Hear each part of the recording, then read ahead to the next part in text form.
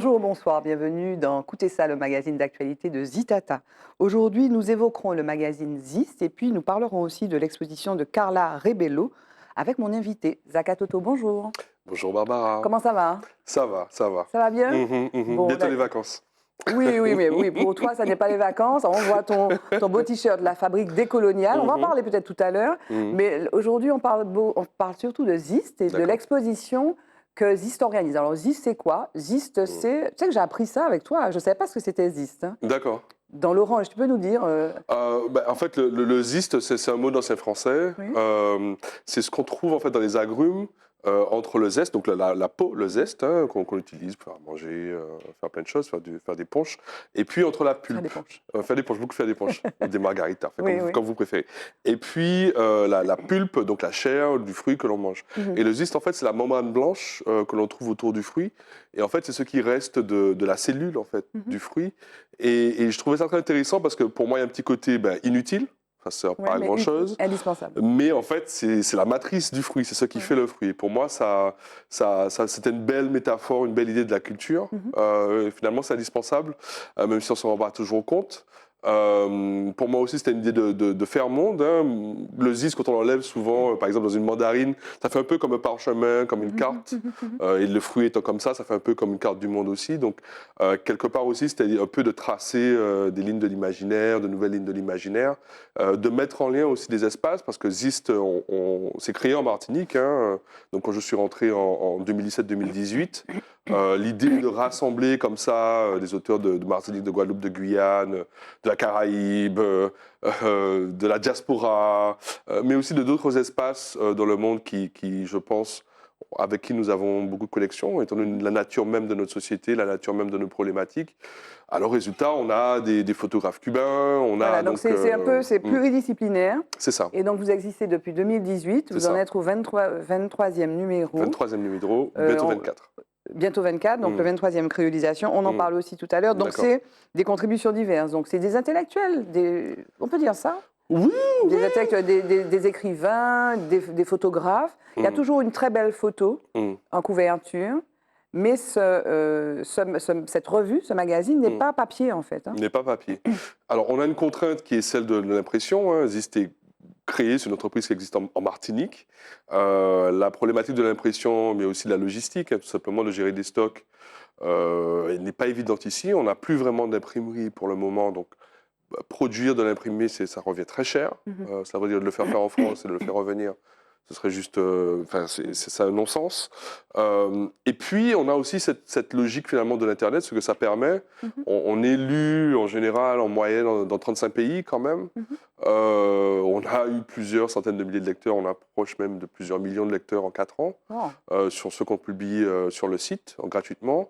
On n'a pas tout ça d'abonnés, on a quelques centaines d'abonnés, mais qui sont un peu partout. Donc on travaille par abonnement, voilà, 5 € par mois ou 50 € l'année, donc c'est moins cher de prendre à l'année. Mais vous pouvez aussi acheter au numéro. Donc Zist, 5 € par mois. Et alors, les thèmes qui sont retenus, donc on parle de réalisation, donc ces thèmes-là sont ancrés dans notre réalité, notre identité, notre culture, notre société en fait. C'est ça, c'est ça. Quelque part, j'ai créé Zist parce que pour moi, il n'y avait plus vraiment de revues culturelles ou d'espace finalement culturel vraiment marquant. Il y a eu Tropique, mais il y a longtemps. On a eu Tropique des années 40, on a eu Carbel dans les années 80, qu'on oublie souvent, qui n'a pas été très populaire, mais qui était vraiment, qui est quand même un who's who des personnes qui ont le plus marqué peut-être la Martinique. Ça me fait penser à Égoïste. Tu sais, il y a Égoïste, il y a une revue comme ça en France qui paraît de temps en temps. D'accord. C'est ça, donc c'est très rare en fait. Mais non, toi, tu es dans la régularité. Oui, alors nous, justement, quand on voit que des choses ont été faites mais qu'elles n'existent plus, ce qui marque aussi, c'est qu'on n'a pas vraiment ce type d'institution. Et que si, par exemple, on est artiste, on est créateur, on est designer, on est écrivain, ou même on est primo-écrivain, parce qu'on publie aussi beaucoup de gens qui commencent. Des gens qui ont envie d'écrire, ont envie parfois de prendre la photo. Bon, les photographes sont plus confirmés, mais qui ont envie d'écrire quelque chose, n'ont pas confiance, ne savent pas à qui, par exemple, Souvent, on a beaucoup de gens qui deviennent de grands journalistes, mais qui commencent dès qu'ils sont étudiants. Pour un jeune étudiant antillais, quel est l'espace qui lui permet peut-être de produire ses premiers articles, ses premières enquêtes, ses premières explorations? Et pour nous, pour résultat, pour le coup, nous, on a publié déjà plusieurs étudiants chez nous, avec des pièces en plus qui ont été beaucoup lues, qui sont vraiment de qualité. Des articles de fond. Des articles de fond, alors pour le coup, plus des essais, mais aussi de la fiction. Pour des primo-écrivains, qu'ils aient 20 ans, 30 ans, 40 ans, voire plus, à qui vont-ils parler pour se dire j'ai envie de sortir un texte qui peut me faire confiance? Et donc on a un peu ce petit phénomène qui fait qu'avec les années aussi, avec la régularité, avec le professionnalisme, les gens se disent je peux tenter l'aventure, je peux mettre ça dans les mains donc, de Zaka Toto, mais aussi de Michael Rock, donc notre directeur littéraire, pour justement valoriser peut-être ces petites idées que j'ai en moi et que j'ai envie de sortir. Mais c'est aussi une maison d'édition? Donc depuis un an, on est une maison d'édition, donc à compte d'éditeur, donc vraiment maison d'édition. On est dans la logique. Donc on a commencé avec, c'est un peu l'idée, on fait la nouvelle revue française et puis après on crée Gallimard. Donc on a d'abord fait la revue existe toujours et la revue va continuer d'exister, j'espère, dans le futur. Et puis on va commencer à faire l'édition, mais pour le coup papier. Et vous faites donc des événements. Donc c'est vraiment un écosystème, c'est un mot qui est à la mode, mais une approche à 360 degrés en fait. Vous donnez de la visibilité à ceux, j'imagine que Carla Rebello, donc, qui expose à Saint-Esprit, ça a commencé le 15 juillet, jusqu'au 10 août, elle a été diffusée dans Zist, je présume. C'est ça. Alors Carla Rebello est une jeune artiste photographe de Sao Tomé et Principe, qui sont des îles au large du Gabon et de l'Angola. Qui parle portugais. Qui parle portugais, donc lusophone. Et c'est une des premières photographes de Zist. Je crois que sur un de ses projets photos au Cap-Vert, c'est la première story photo. Donc en fait, on publie plusieurs photos. L'idée était un peu d'augmenter le texte, de contraster les textes avec des histoires en photo.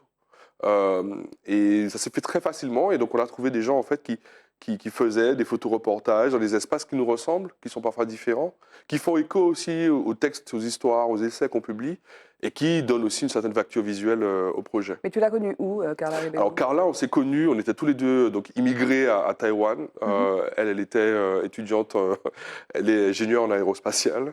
Ce qui n'a rien à voir. Ce qui n'a rien à voir. Elle avait une bourse donc, pour étudier à Taïwan, une bourse d'excellence. Et en fait, elle a commencé la photo. Et au moment où elle a fini ses études, donc elle est retournée à Sao Tomé et elle a commencé en fait à sortir ses premiers projets. Et en fait, très vite, ces premiers projets ont été sélectionnés meilleur jeune photographe d'Afrique lusophone, meilleur jeune photographe d'Afrique. Donc, par exemple, le projet que l'on expose demain au Saint-Esprit, donc on fera la présentation demain soir, que l'on va exposer pour le prochain mois au Saint-Esprit, a été sélectionné donc, pour le festival Vogue Photo à Milan, parmi les 10 meilleurs jeunes projets photographiques, projets de jeunes photographes africains, de tout le continent. Et donc voilà, donc pour moi ça avait beaucoup de sens aussi que c'est des choses que je voulais faire depuis le début. Oui. Pourquoi C'est quoi Parce que bon, tu nous as expliqué effectivement la logique de Zist, c'est donner à voir, donner à réfléchir. Là, le fait de faire venir cette jeune femme, donc qui est prometteuse, enfin bon, qui est multi-talentueuse, on va dire. C'est quoi le sens? Donc il y aura des rencontres avec le public, certes, les enfants probablement. C'est quoi le sens au fond? Qu'est-ce que tu recherches à travers ce type d'action? L'idée. Je pense que l'idée, quand on décide de faire ce type de projet-là, c'est de rendre son pays vivant. C'est de créer des opportunités. C'est de montrer aussi que nous avons un rôle à jouer, pas en tant que phare culturel, mais en tant que lieu dans le monde qui a son importance, qui peut aussi servir de tremplin, de plateforme, de créer aussi nos propres filières et de faire parfois venir des gens dont... Je pense qu'on aime bien, comme ça, les grands pays. En Martinique, on aime bien les grosses choses. Mais c'est bien de montrer aussi qu'il y a des îles comme nous, où il y a des choses formidables qui se passent. Et on nous met en contact avec des choses qui nous ressemblent. Et le faire dans la revue, c'est bien, mais le faire en physique aussi, c'est bien. Donc, bon, quand on a un peu de temps, un peu d'argent, on essaie de mettre en place des projets. En 2019, nous avions fait, je pense, l'un des seuls événements autour de la grève de 2009, avec quasiment tous les acteurs au Théâtre de Fort-de-France, Aimé Césaire. Et là, on va essayer peut-être de commencer à organiser hors Covid, à faire venir des gens ici, peut-être aussi de commencer à faire des expositions hors les murs, donc hors de la Martinique, Il y a des choses comme ça qui vont se profiler, je pense. Alors toi, c'est vrai qu'on vient de traverser 2 années un peu difficiles, vraiment compliquées pour tous, au niveau intellectuel, au niveau moral, et puis et on a souffert, quoi, au-delà même de la crise sanitaire. Et toi, tu vis avec ça, mais tu fais, en fait. Toi, tu es un faiseur. Toi, tu n'es pas un diseur, même si Et les deux. tu es les deux. Mais toi, c'est ce qui t'importe, c'est ça. C'est de faire les choses et presque une espèce d'addict à l'action, en fait. C'est ça qui va nous permettre de nous en sortir et d'aller mieux, au fond, parce qu'on n'est pas très bien, quoi, collectivement, ces jours derniers. Alors, j'ai aussi, pour moi, dire, c'est faire. Je pense que c'est important aussi parfois de construire comme ça des appareillages, des outillages. Ce sont des outils, tout ce qui vient des idées, de la création, ce sont des choses qui permettent finalement de penser, de faire les choses différemment. Mais c'est bien de penser aussi dans une espèce de circulation avec l'action. C'est un projet d'entreprise, c'est quelque chose de très concret. On paie nos collaborateurs, on essaie de professionnaliser une filière, on essaie de structurer une filière, on essaie de la connecter avec d'autres artistes, d'autres acteurs de par le monde. Donc c'est très concret.